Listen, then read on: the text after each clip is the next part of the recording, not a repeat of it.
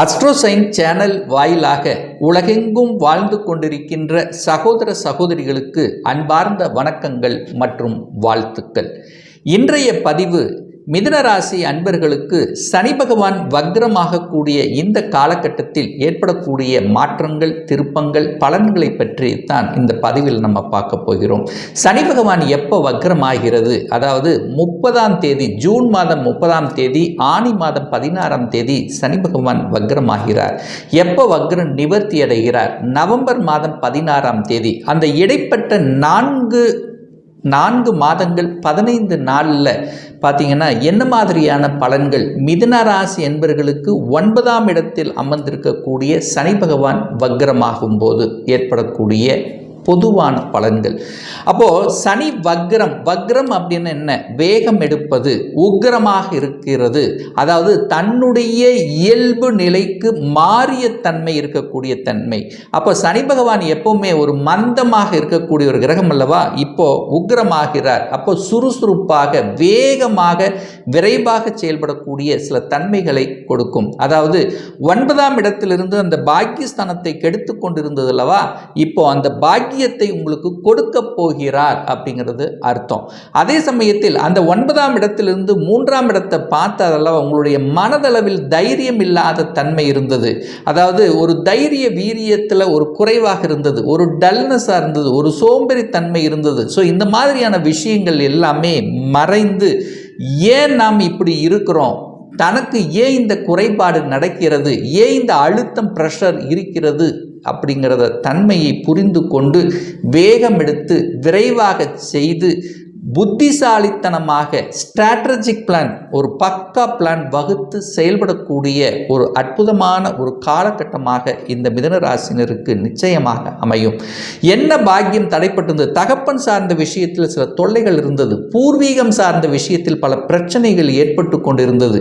அந்த பிரச்சனைகளுக்கெல்லாம் தீர்வு கொடுக்கக்கூடிய ஒரு நல்ல காலகட்டமாக இந்த மிதுன ராசி அன்பர்களுக்கு அமையும். அதுவும் குறிப்பாக இந்த மிதுன ராசி என்பவர்கள் வெளிநாட்டுக்கு போக வேண்டும், வெளிநாட்டில் போய் வேலை பார்க்கணும் என்ற எண்ணத்தில் இருக்கின்றவர்களுக்கு சில தடைகளை கொடுத்து கொண்டிருந்தது அல்லவா? விசா அப்ளை பண்ணீங்க, ஆனால் விசா கிடைக்காம இருந்தது, தடைகளை கொடுத்தது. ஸோ இப்போ அந்த தடைகள் எல்லாம் நிவர்த்தியாகக்கூடிய தன்மை, வெளிநாட்டில் போய் வேலை பார்க்கக்கூடிய அத்தனை அம்சங்களும் இந்த காலகட்டத்தில் சிறப்பாக இருக்கிறது அப்படின்னு சொல்லலாம்.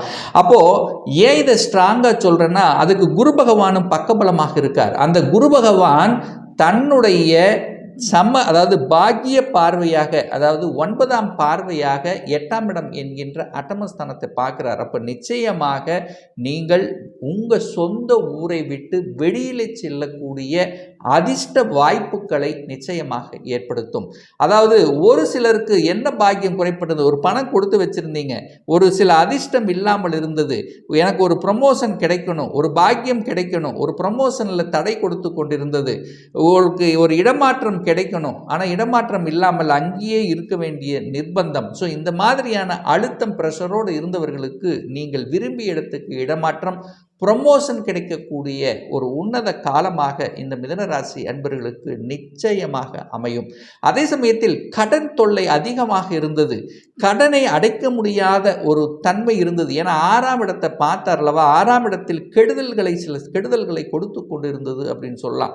ஆனால் இப்போ குருவினுடைய பார்வையும் அந்த 6ஆம் இடத்தின் மீது பதிகின்ற காரணத்தால் கடனை அடைத்து விடலாம் என்கின்ற தன்னம்பிக்கை பிறக்கும்.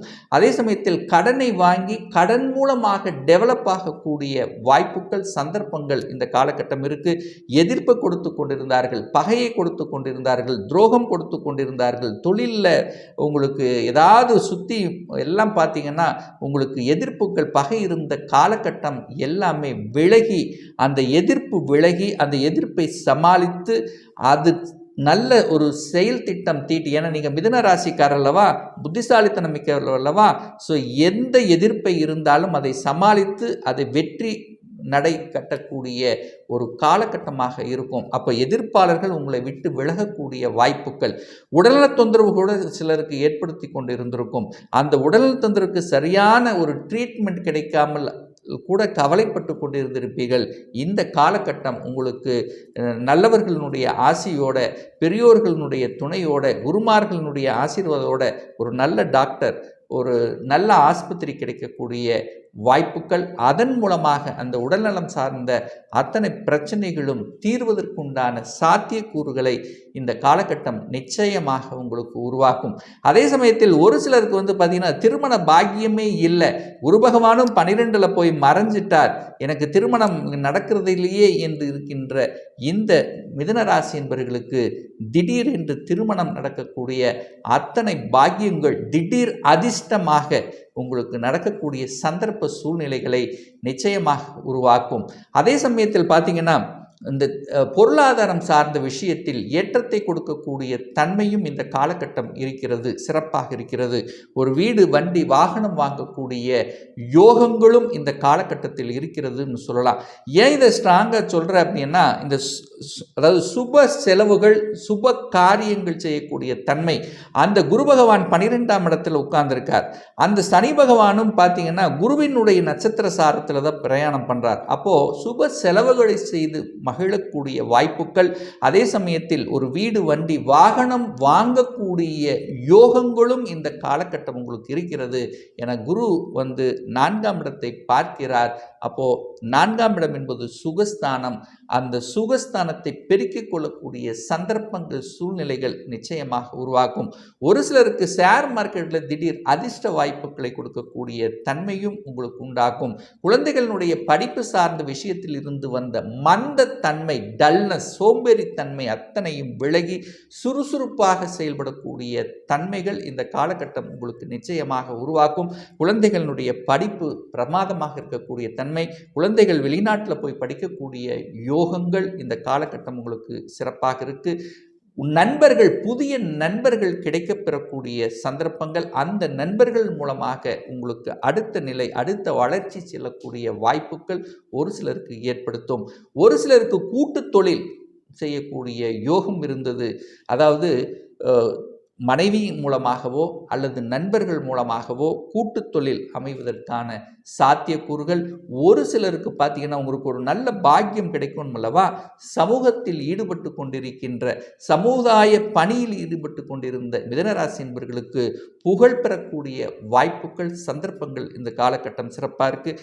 அதே சமயத்தில் பார்த்தீங்கன்னா கடந்த 2-3 வருடங்களாக அந்த அரசியல் சார்ந்த விஷயத்தில் அதிகாரத்தில் இருந்தவர்களுக்கும் சில பிரச்சனைகளோடு இருந்தது அல்லவா, அது எல்லாமே விலகக்கூடிய சந்தர்ப்பங்கள் இந்த காலகட்டம். ஏன்னா சனி பாக்கியஸ்தானத்தில் இருக்கிறதுனால, அது 30 வருடங்களுக்கு ஒரு முறைத்தான் அந்த பாக்கியஸ்தானத்தில் இருக்கிறதுனால, இதுவரைக்கும் கடந்த 1.5 வருடம் 2 வருடமாக ஒரு நல்ல பாக்கியம் கிடைக்கும் இருந்து கொண்டிருந்தவர்களுக்கு இந்த 4 மாதத்தில் ஒரு நல்ல ஏற்றத்தை கொடுக்கக்கூடிய விதத்தில் இந்த கிரக அமைப்பானது இருக்கிறது. ராகு பகவானும் 10ஆம் இடத்தில் உட்கார்ந்திருக்கார். அப்போ 10இல் ஒரு பாவியாது இருக்கணுங்கிறதுக்காக தொழிலில் ஒரு நல்ல மேன்மை கொடுக்கக்கூடிய தன்மை, வெளிநாட்டு தொடர்பு கொடுக்கக்கூடிய வாய்ப்புகள். 11ஆம் இடத்தை பார்க்குறார் அல்லவா சனி பகவான். 11ஆம் இடம் என்பது லாபஸ்தானம். இதுவரைக்கு தொழில் நல்லா ஓடிட்டு இருந்தது, பட் பெரிய லாபம் கிடைக்கல. நல்ல முதலீடு போட்ட ஆனால் பெரிய அளவுக்கு லாபம் கிடைக்காதவர்களுக்கு இந்த காலகட்டத்தில், இந்த வக்ர காலகட்டத்தில் வேகம் எடுத்து பொருளாதார லாபத்தை அனுபவிக்கக்கூடிய தன்மைகள் இந்த காலகட்டம் உங்களுக்கு சிறப்பாக இருக்குது. இப்போ நான் சொன்னது கோச்சார ரீதியாக ஒரு பொதுவான பலன்கள் தான். உங்கள் ஜாதகத்தில் சனி பகவான் எந்த நிலையில் இருக்கிறது, ஆட்சி பலம் உச்ச பலத்தோடு இருக்கிறதா அல்லது வக்ர பலத்தோடு இருக்கிறதா அப்படிங்கிறத நீங்கள் பார்க்கணும். இப்போ என்ன தசா புத்தி நடக்கிறதுங்கிறதை நீங்கள் பார்க்கணும். சனி திசை நடந்து கொண்டிருக்கிறதா, சனி புத்தி நடந்துட்டு இருக்கா, இம்பேக்ட் அதிகமாக இருக்கும். ஒரு துல்லிய பலன் வேணும், சொந்த ஜாதகம் பார்க்கணும் என்று விருப்பமுடைய அன்பர்கள் டிஸ்பிளே தெரியக்கூடிய நம்பருக்கு வாட்ஸ்அப் மூலியமாகவோ ஃபோன் கால் மூலியமாகவோ தொடர்பு கொண்டு அப்பாயின்மெண்ட் பெற்றுக்கொண்டு கன்சல்டேஷன் எடுத்துக்கலாம். நிச்சயமாக இந்த பதிவு ஏதாவது ஒரு ரூபத்தில் உங்களுக்கு யூஸ்ஃபுல்லாக இருக்குங்கிறதுல எந்தவித மாற்று கருத்தும் கிடையாது.